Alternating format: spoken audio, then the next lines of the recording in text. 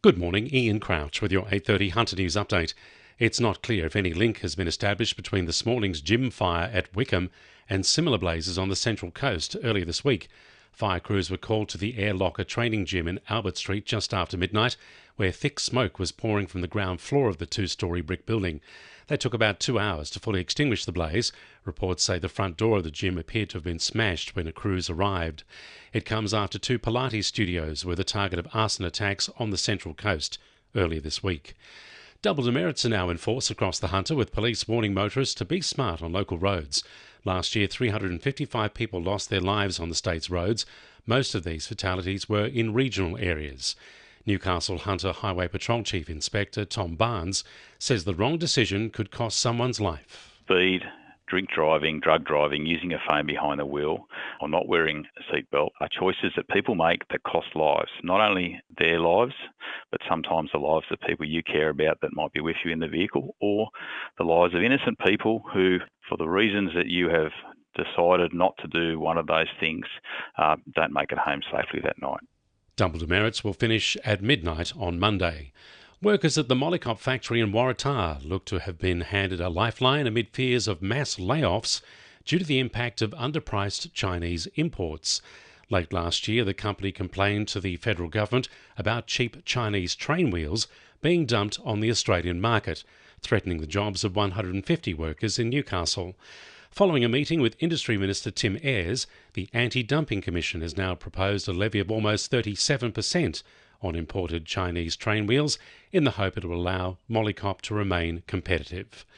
There are calls for the government to get on the front foot and speed up renewable energy development to ensure the Eraring power station can close before 2030. Origin Energy this week confirmed it will continue to operate the country's largest coal-fired power station in southern Lake Macquarie for an additional 2 years until 2029 to ensure energy security. Professor Frank Iozzo from the Australian National University Centre for Climate and Energy Policy has told the ABC the extension should provide enough of a window to get renewable energy projects up and running. It's necessary because the build-out of wind and solar as well as transmission lines has not been going as fast as anticipated and hoped for. And so it's necessary to keep, but it by no means means there's somehow a resurgence of coal or anything like that.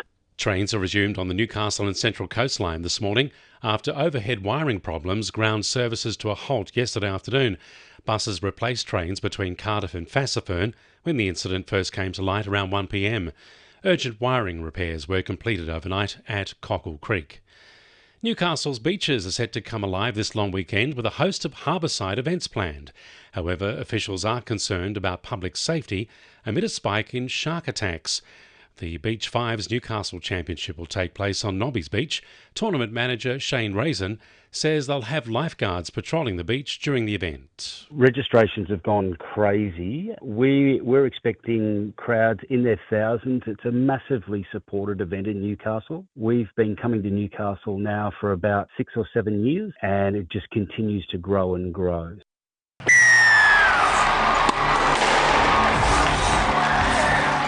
2NURFM Sport. Max Burgess will again wear the captain's armband when the Jets take on Wellington Phoenix tonight in Newcastle. He's again stepping into the role with regular skipper Costa Groza sidelined for at least another 2 weeks with a calf injury.